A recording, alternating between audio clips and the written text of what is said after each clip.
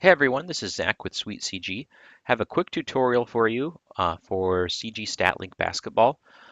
One of the limitations of our basketball application is it was really designed to operate with two halves. And um, in our lack of foresight, a lot of high schools, a lot of international leagues operate on four periods, four quarters. And we really didn't design it with that in mind. We were really designing it. We looked at what the NCAA regulations were, which were two halves. Um, and we do apologize for that. We do have a fix. We're not going to be patching anything for this to add four periods, as we are devoting all of our resources toward the new Suite CG platform.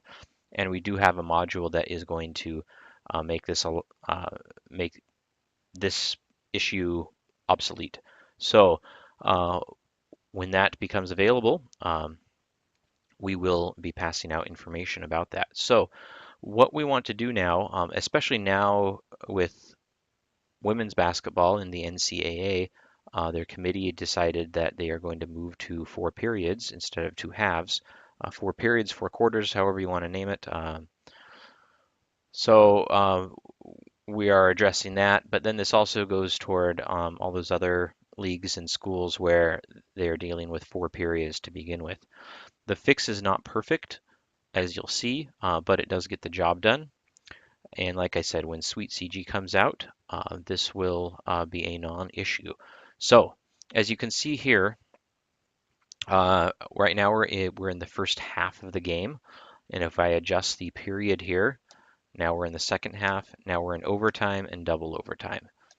So the trick here is if we come up to File and Configure Clock Settings, we can set the length of the halves and then the length of the extra periods, but then we can give the overtime and double overtime um, new names. So what I'm going to do here, let's say if you're dealing with four quarters in the game, it's more likely that your regulation periods are 10 minutes or something like that. We'll just put 10. And let's say overtime was 5, and we're going to change that to 10 because we are going to trick the application into using our overtime periods as our third and fourth period. So we change that time to match whatever our halves length is.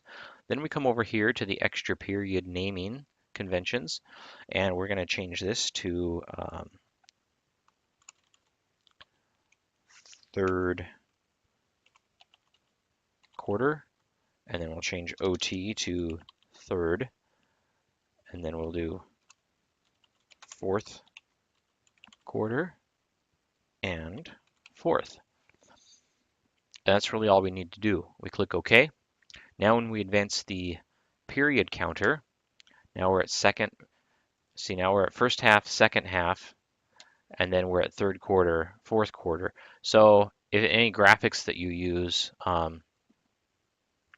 you would probably just want to avoid any that references the long form name because in a four-quarter game, the first and second quarters are going to show up as first and second half.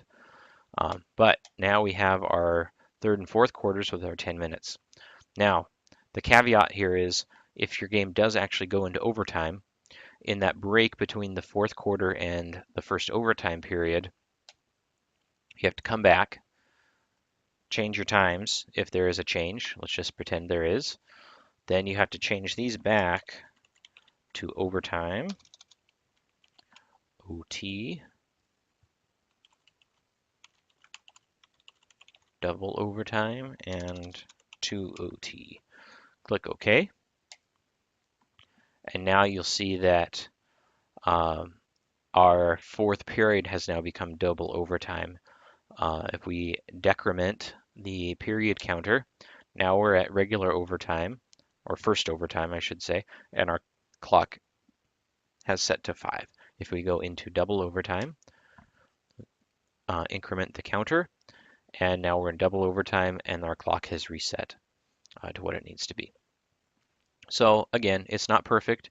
We do acknowledge that we should have added 4 periods to begin with, but we will not be releasing a fix for this as we are devoting all of our resources toward the new Suite CG platform, which will render this issue obsolete. We've got a lot of exciting things in that, and we are just working as hard as we can to get that ready to go. If you have any questions, certainly contact us.